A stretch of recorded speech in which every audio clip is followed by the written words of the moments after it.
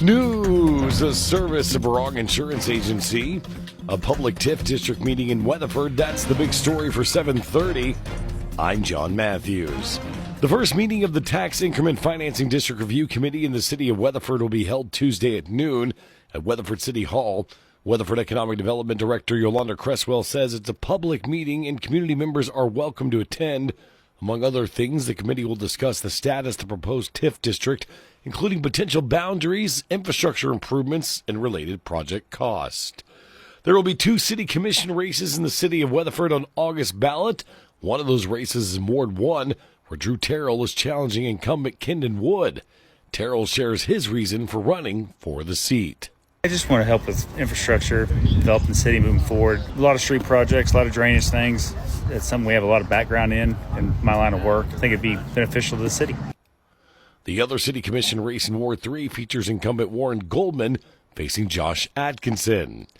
Officials in the city of Geary say Saturday night storms caused additional damage to the city's water system. Officials say it appears lightning struck the city's water wells and completely destroyed the variable frequency drive panel that controls the flow of water from the water wells to the water treatment facility. Residents are being asked to conserve water until repairs have been made. In the meantime, residents will experience low water pressure, and officials anticipate loss of water service altogether until the repairs can be completed. We'll have more news coming up next. Here's Jeff Barong. We are very diligent about, looking at what your current coverages are and seeing what can be done to improve your situation, whether that means raising your property values, whether that means increasing your liability limit, or just paying attention to all the details that make your business unique or your personal situation unique. For all types of insurance, it's Barong Insurance, the agency service-built Barong Insurance. The Oklahoma Highway Patrol has released details of an accident in Beckham County that injured an Eric man. OHP says 34-year-old Edward Tompkins was injured when the motorcycle he was driving struck a cattle feed tub in the roadway of Highway 66, causing the bike to overturn. Registration closes today for Southwestern Oklahoma State University's 71st annual band camp. Middle and high school students will join the SWOSU Department of Music from July 12th through the 17th for the camp, which features a variety of classes, performances, and much more. The SWOSU Band Camp will mark the final music camp at the university for the 2026 season. For more information about the music camps, visit SWOSUcamps.com. A farmer's market will be held this evening in Cordell. Chamber of Commerce Director Sarah Lau highlights the market. The first Monday of every month, we have a farmer's market in our Pocket Park from 5:30 to 7. I know everybody's doing farmer's markets right now, but we like ours because it's right on the square and right downtown, and you can grab something to eat. Our vendor that we have for food, it's Indian tacos. So you can grab something to eat and then sit out there on the square and enjoy the evening. So that's really fun. The market features local vendors, crafts, and family fun in Pocket Park, located on South Market Street. With the rising temperatures this summertime, Signer EMS Communications and Marketing Coordinator Lindsay Spillman reminds parents to refrain from leaving their children in vehicles.